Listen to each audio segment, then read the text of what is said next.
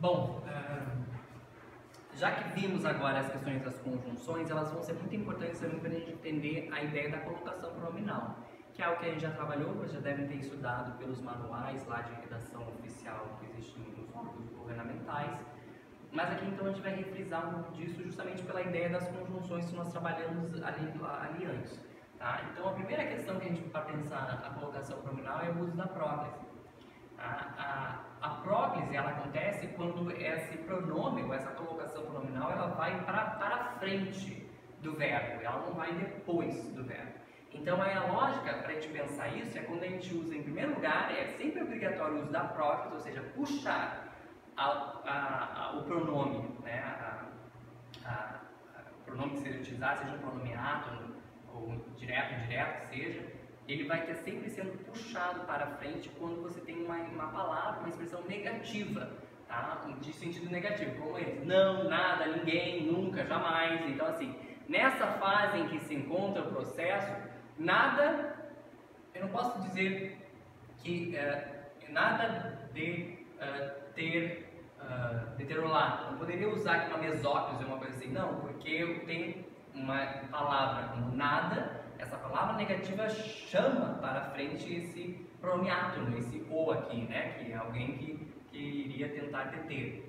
Então, nada o deterá. O assessor, não posso dizer, o assessor não forneceu-lhes detalhes do projeto. É um erro disso de construção frasal, porque tendo uma palavra negativa como não, né, eu tenho que puxar para frente. Se eu usasse aqui o jamais, a mesma coisa, o assessor jamais lhes forneceu detalhes do projeto. Então eu não poderia usar o assessor jamais forneceu-lhes detalhes. Seria um erro de colocação pronominal, porque é uma palavra negativa, ela tem que puxar esse pronome átono para frente. Tá? Também, como nós vimos já agora, com as conjunções subordinativas, aparecendo conjunção subordinativa, eu tenho que puxar esse pronome também para frente. Quais são essas conjunções subordinativas? Essas várias outras que nós vimos no vídeo anterior, que falam quando que é temporal, ou se que é condicional, como, pensando aqui o porquê, e que, enquanto, embora, consensivos. Né? Então, assim, as várias conjunções subordinativas adverbiais, né? Sejam elas de tempo, de finalidade, de concessão, de causa, todas elas vão puxar esse pronome átono para frente. Então aqui, espero que te sintas bem. Nunca posso usar espero que sintas-te bem, não posso usar isso, porque se eu usasse isso, estaria cometendo um erro de escrita por causa da colocação pronominal. Sempre que tiver, então, uma conjunção subordinativa, eu puxo o pronome para frente. Quando me chamaram, era tarde. Embora lhe oferecessem o carro, ela não o quis. Então, todas essas expressões são puxadas pelas conjunções subordinativas que nós vimos no vídeo anterior. Tá? Sempre que elas aparecerem, eu puxo o pronome para frente. Depois, pronome relativo, né? Que, quem, qual, cujo, como. Então, ela é uma pessoa a quem se deve respeito. Então, eu nunca vou poder usar ela uma pessoa a quem deve-se respeito. Às vezes a gente está muito acostumado a usar dentro do nosso dia a dia de fala, a dizer que o uso da ínclise, que é a colocação pronominal depois do verbo, se é mais culta ou mais correta, né? E nem sempre. Aqui a gente está tendo casos específicos onde o uso da próclise é obrigatório, né? Para que haja então a maneira correta do uso da língua. Então, quando eu sempre me aparecer um pronome relativo, eu tenho que sempre puxar esse pronome para frente. Tá? O chefe de serviço com quem nos propomos a trabalhar confiou a aceitação. Né? Então, assim, eu nunca vou poder usar com quem propomos-nos, não poderia fazer isso. Tá? Então, com quem nos propomos trabalhar. Eu tenho que sempre, então, puxar para frente quando aparecer um pronome relativo. Outros usos da próclise. Quando nós tivermos um pronome ou um advérbio interrogativo, né? Quem, o qual, quanto, como, quando, onde, porquê, né? Então, quem nos apresentou o projeto, qual lhe interessa. Sempre que aparecer um pronome interrogativo, nós vamos puxar também, então, o pronome átono para frente. Quando aparecer um pronome indefinido, como quem, alguém, ninguém, ou outrem, né? O ninguém também pela ideia da própria ligação ele já puxaria, né? Mas ele também puxa por ser um pronome indefinido, né? Então alguém te telefonou ou ninguém te telefonou, né? Se eu quisesse usar outrem, né? Que é outras pessoas, então outrem te telefonaram, né? Então assim, ali você vai poder usar esse recurso dentro da lógica. Algo, tudo ou nada, né? Então pronome definido de tudo ou de algo, tudo me faz crer no sucesso. Ou nenhum, todo, certo, pouco, quanto, tanto, né? Motivo algum nos fará desistir do projeto, né? Se você usasse aqui não dá para substituir por nenhum, talvez, né? Motivo nenhum nos fará desistir do projeto. Então, sempre que eu usar alguma desses pronomes indefinidos, eu vou ter que sempre puxar o pronome para frente, tá? Então nunca poderia dizer motivo algum far-nos a desistir do projeto. Nunca poderia usar isso, uma mesóclise aqui, porque eu tenho esse algum me faz uma chamada, né? Ele atrai, nós chamamos que é uma partícula atrativa. Ele atrai o pronome para frente do verbo. E aí, por fim, nós temos os pronomes também demonstrativos, né? Este, esta, isto, esse, essa, aquilo, aquele. Todos eles também vão puxar os pronomes átomos para frente. Então, isto me incomoda, aquilo me entristece, né? Aquilo lhe diz respeito. Então, sempre que também aparecer algum pronome demonstrativo, né? Com todas as flexões possíveis no singular, no plural, no feminino, no masculino, elas vão, então, puxar também o pronome átomo, tá bom?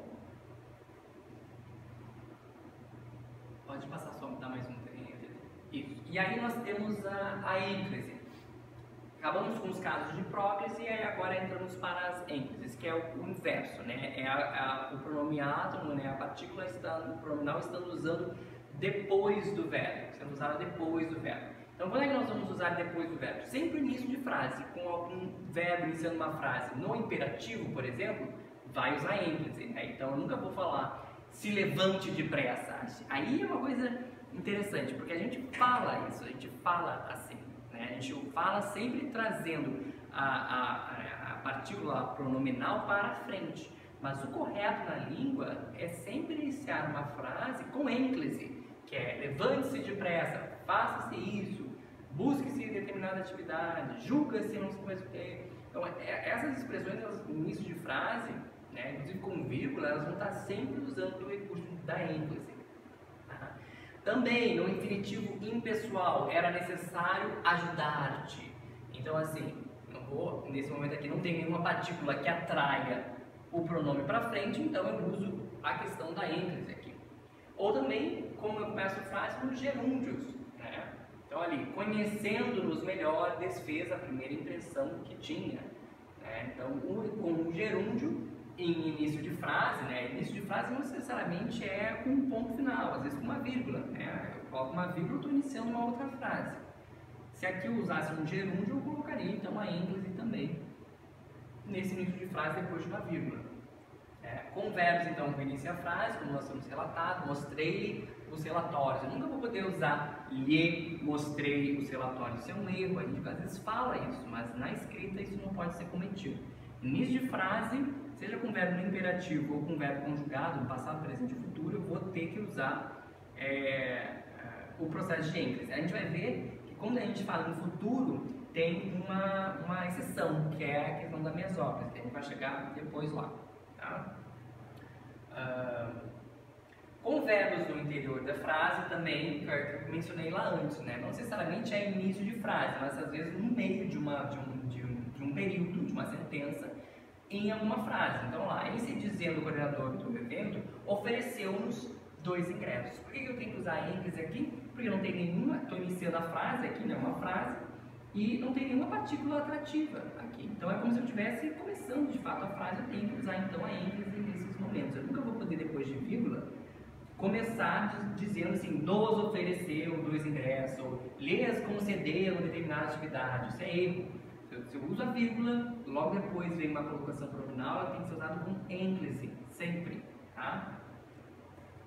E aí nós temos algumas expressões de como realizar a ênclise quando os verbos terminam com R, S ou Z, tá? Quando eles estão então no infinitivo, terminando com R, ou quando eles são conjugados terminados então com S ou com Z. Nesses casos, nós substituímos os pronomes átomos e oblíquos que estiverem sendo utilizados, aqui no caso os pronomes oblíquos ou a, os e as, pela expressão lo ou lá, los ou las. Então, enviar mais ou alguma coisa, enviá-lo, se fosse a, enviá-la, enviá-los, enviá-las. Escrevamos, né, escrevamos para eles, então a gente vai escrevamos-los, né, ou escrevamo-lo. Tá? Então assim, vou cortar o S e vou usar então a partícula lo, lá, las, de acordo com o pronome oblíquo que está sendo posto aqui. Quando eu termino com o Z, a ideia do fiz, né, que a gente fala do filo, né, então você filo, que estranho, né, mas é isso, fiz algo, fiz essa atividade, no caso, que tem uma expressão masculina, eu vou usar filo. Se fosse uma atividade lá no feminino, eu diria fila, né, que é fiz essa questão. E aí, quando você vai usar também com ditongos nasais, terminados então com N, ou lá com o nosso famoso tio, nós, em vez de colocarmos o L, nós colocamos um N no lugar, né? Então eu não falo levam-lo, eu não falo levam-lo. Quando termina com N ou com tio, eu substituo então essa união do pronome oblíquo com o verbo na ênclise pela expressão com N. Então eu falo levam-no, dão-no, repõe-no. Então eu vou usar a ênclise agregando a letra N nesses pronomes oblíquos em questão. Aí nós temos também aqui o caso de, para evitar a eufonia, como diz ali, né, as expressões, vai se cortar o S em formas verbais que terminam então do plural aqui, né, firmamos-nos. Fica um pouco estranho, né, você imaginar que vai estar sempre usando firmamos-nos, né, tipo, firmamos-nos, ficaria uma coisa estranha para se falar, a eufonia. Então, para evitar isso, a gente corta o S e fica firmamo-nos, conservemo-nos, comunicamos-lhes e assim por diante. E aí, então, para a gente finalizar a questão do uso da colocação pronominal, nós temos os casos de mesóclise, que é utilizada, né, quando nós vamos expressar algo no futuro, seja ele no futuro do pretérito, do passado, ou futuro do presente. Aqui nós temos o primeiro caso, e aí que é a questão que eu mencionei lá antes, que é importante. Quando nunca houver uma locução, né, uma palavra atrativa, porque se tiver a palavra atrativa, nós temos que usar então a próclise, porque a próclise é a que tem mais força nesses casos de utilização e colocação pronominal.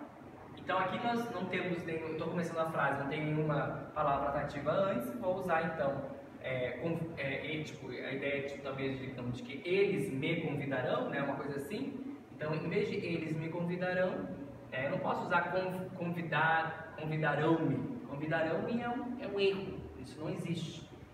Para poder se expressar essa ideia no futuro, nós temos que usar essa ideia da mesóclise, que é você separar o verbo com o pronome oblíquo, né, o ato no meio, e depois a expressão do futuro dele, seja ele no futuro pretérito ou no presente.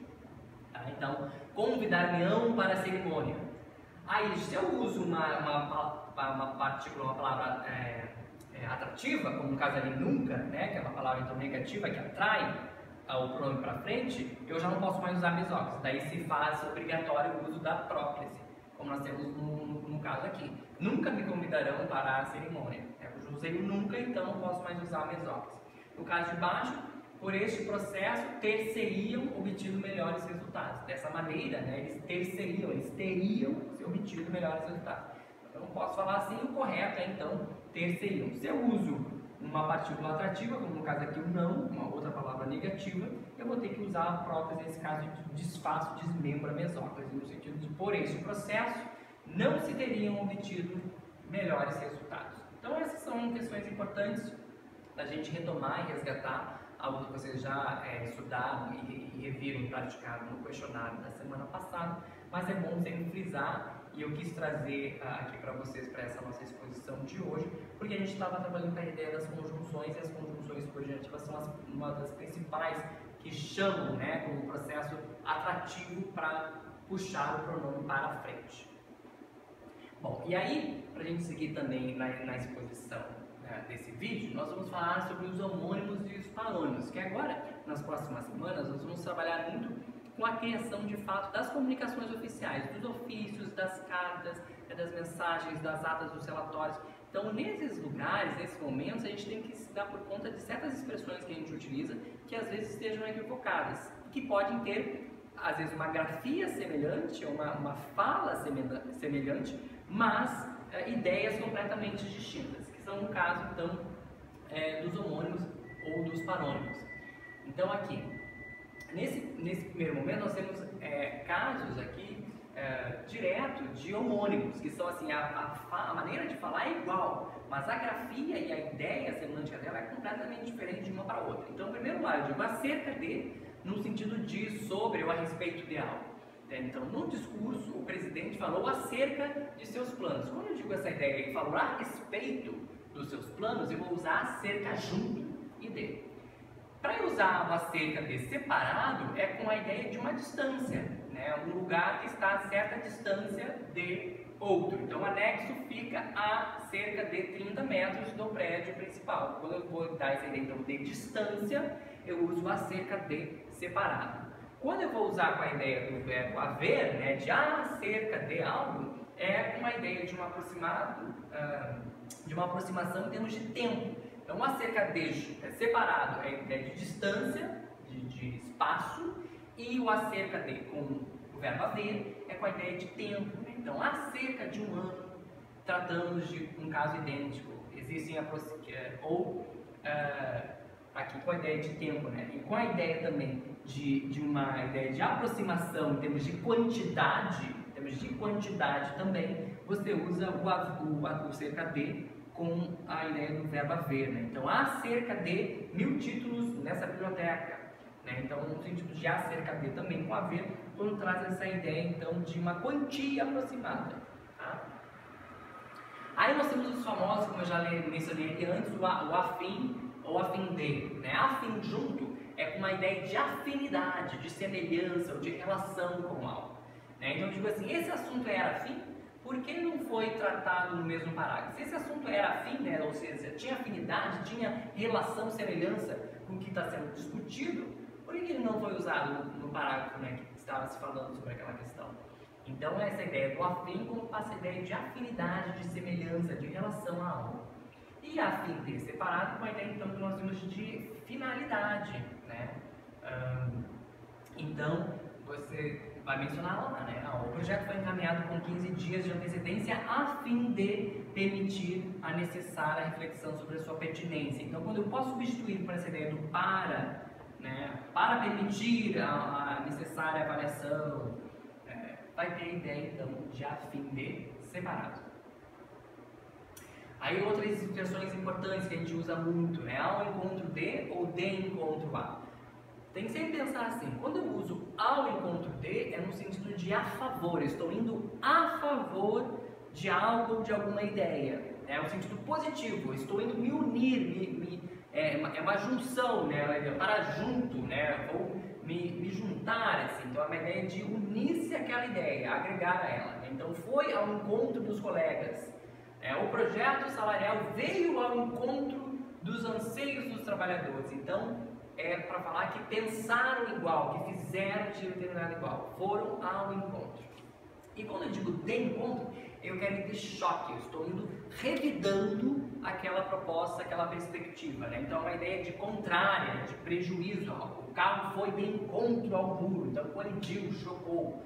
Então essa ideia de choque, a mesma pode ser usada no sentido mais figurado, como por exemplo, o governo não apoiou a medida, pois vinha de encontro aos interesses dos menores, então assim, vinha em contrapartida, em contrária à ideia do que era defendido. Então a gente usa ao encontro como uma ideia de favorável, quando você está indo se unir àquela ideia, e de encontro a, quando você está se contrariando a ideia que está sendo apresentada. Além disso, nós temos a expressão com relação a, ou em relação a.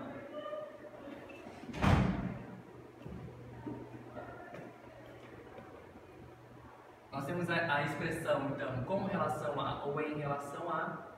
Com relação a é usado para introduzir algum assunto, né? Então eu digo assim, com relação ao aquecimento global, é preciso tomar medidas para reduzir seus efeitos. E o em relação a não é necessariamente para introduzir simplesmente matemática, é para introduzir uma comparação.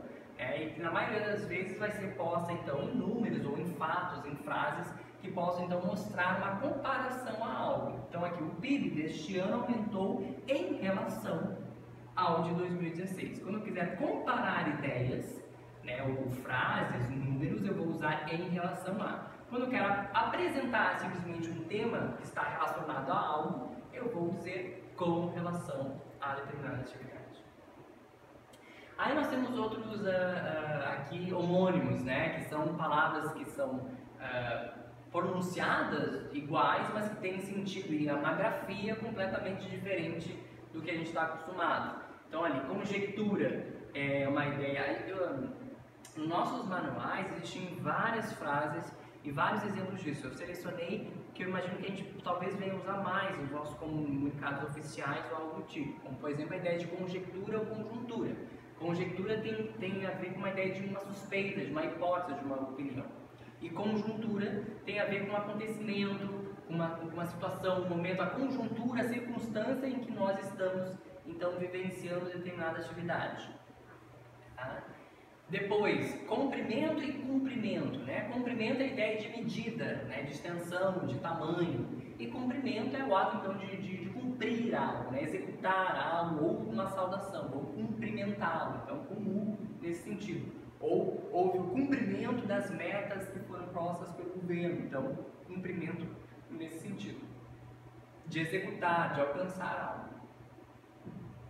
Depois, deferir ou diferir. Né? O diferir com I é a ideia do ser diferente, do discordar. Né? Então, eu estou diferindo de você, estou discordando, estou pensando, agindo diferente de você. Então, por isso que é o com I. A ideia, talvez a gente possa lembrar assim, que é diferente, é diferir. Então, indo, né, de encontro a uma determinada ideia. Né? E o deferir é você justamente consentir com algo, é o inverso, é você consentiu com aquilo, atendeu, né, aquela questão, você deu deferimento, né, deu deferimento, então você despachou, né, concedeu, consentiu com aquilo. Então um é basicamente o inverso do outro, né, um consente e o outro diverge, então a ideia é essa. Tá? O deferir é no sentido de consentir, né, de atender a determinada proposta ou demanda, e o diferir é de se posicionar então contra, de uma discordância, né, ou quando você diz diferimento, é no sentido de adiamento, né, que você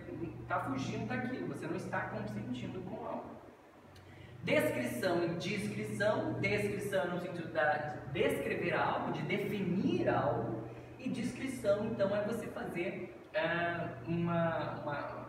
uma certa reserva, uma prudência, um recato, que você está sendo discreto, né, que a gente diz. Então, com I você está sendo uma pessoa mais reservada, uma pessoa com mais prudência, com mais recato. Tá? Então essas são as diferenças de cada uma delas, e para a gente finalizar aqui, a ideia do discriminar e discriminar. Discriminar é deixar de tornar, tirar aquilo no sentido de crime. Né? Então você vai discriminar, vai tirar a ideia de crime, de culpa daquilo que está sendo analisado. Tipo, é tirar o crime, né? Discriminar. E discriminar é separar, é você diferenciar uma coisa da outra, né? Então, assim, como que você vai estabelecer essa questão? Então, você vai discriminar as várias etapas de um processo. O que você está fazendo com isso? Você está, então, separando as etapas do processo, você está discernindo, diferenciando cada uma delas. Depois, emergir ou imergir, né? Então, emergir é quando vem à tona, imergir com I é quando vai para as profundezas, né? Afunda. Eminente e iminente. Eminente é algo que é elevado, né? A eminência de algo, né? Assim, algo sublime, algo que você assim, né, admira, né? Tem uma certa altivez e tal. E iminente é quando está para acontecer algo, é algo que está próximo, está na iminência de acontecer. Então está na proximidade de um acontecimento. Outra palavra que a gente pode usar muito, né, e que às vezes ocorre sempre confusão, é o incipiente, né, com C ou com S. A minha maneira de memorizar essas palavras aqui é sempre pensar assim, eu sei que significa a pessoa que é ignorante, ou que é insensata, que não entende muito das coisas, e que o outro é sempre com uma ideia de início, de princípio de algo. Como é que eu memorizo? Eu penso assim, o incipiente com C é igual ao iniciante com C. Então quando eu penso assim, tá escrito incipiente com C, o que será que é isso? Quer dizer que é indolente, que é ignorante, ou que está iniciando? Eu penso assim, iniciando com C. Então, incipiente com C é quando dá início, né? Quando está, então, dando princípio a algo. E incipiente, então, com S é quando tem a ideia do insensato, do ignorante, né? Indolente, algo assim. Infligir e infringir, né? Então, o infringir vem a ideia de infração. Você pensa assim, que com R é com a ideia de infração. Então, é no sentido de transgredir, de violar a lei, de desrespeitar alguma proposta.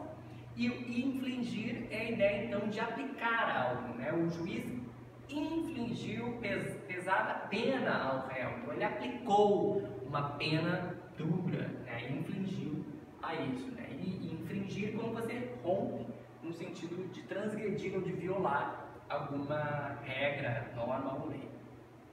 E aí, para a gente também ir finalizando aqui esse slide, o ratificar e o retificar. Ratificar é sempre a ideia assim, de você confirmar algo, comprovar algo, validar algo. Tá? E o retificar é sempre com a ideia de correção, de alteração de algo que estava errado. Né? Então, no caso aqui, a diretoria ratificou a decisão após o texto ter sido retificado em suas passagens ambíguas. Então, assim, o texto foi corrigido, né, nas partes que estavam ambíguas. Então, ele foi retificado, corrigido.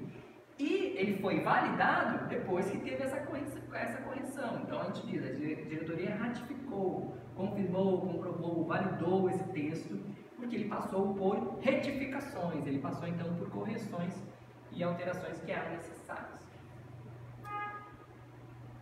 Essas eram as principais assim, né, palavras homônimas ou parônimas que a gente pode enfrentar. E vocês vão ver lá no manual que tem uma lista imensa. Assim também tem lá no nosso manual listas imensas de pronomes de tratamento. Mas eu separei os que a gente provavelmente vai usar mais, que é Vossa Excelência, Vossa Senhoria ou Vossa Magnificência.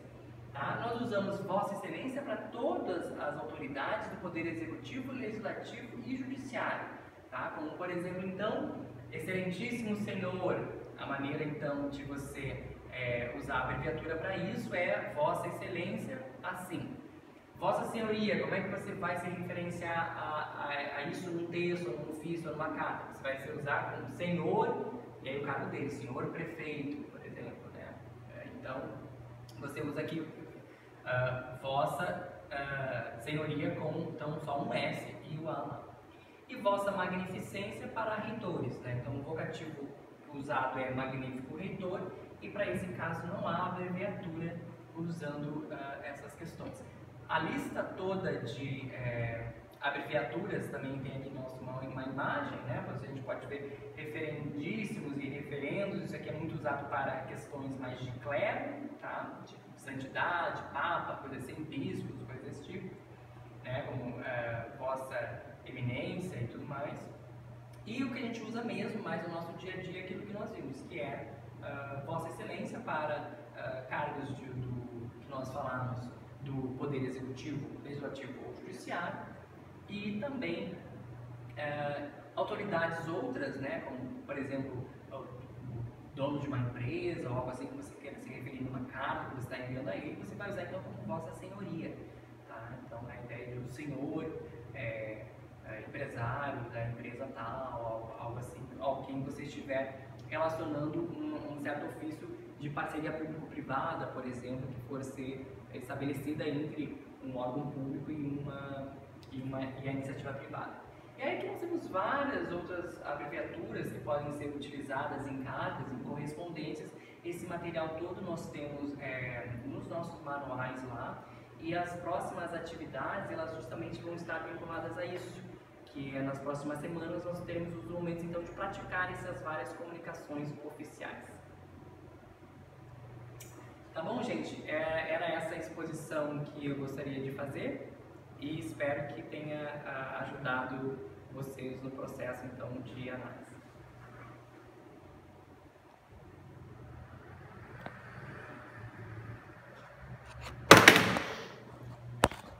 Acho que ele ficou preto. É que ficou...